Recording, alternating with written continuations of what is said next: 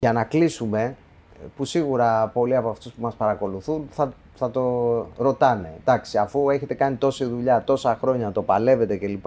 Θα μπορούσε κάποια στιγμή να σταματήσει αυτό το είδους το έγκλημα.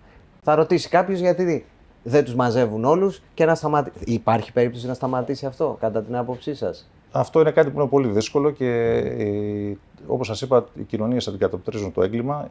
Τα εγκλήματα δεν είναι καθαρά αρμοδιότητα της αστυνομίας, ούτε μπορεί η αστυνομία και προληπτικά και κατασταλτικά να λύσει θέματα που έχουν κοινωνικές διαστάσεις, που χρειάζονται και άλλες αρχές να συνεργαστούν, που χρειάζεται και οι αρμόδιες επιστήμες να το αναλύσουν και να φτάσουν σε σημείο που να κάνουν θεραπεία των αιτιών, γιατί από εκεί ξεκινάει ένα γεγονός όταν μπορούμε να το λιγοστέψουμε ή αν είναι δυνατόν να το εξαφανίσουμε.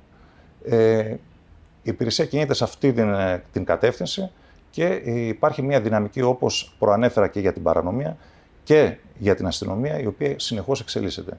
Γιατί δεν είναι οι ίδιες εποχές, γιατί το έγκλημα δεν είναι το ίδιο και οι κοινωνίες, όπως εξελίσσονται οι κοινωνίες, εξελίσσονται όλοι οι άνθρωποι και όλες οι επαγγελματικές ομάδες.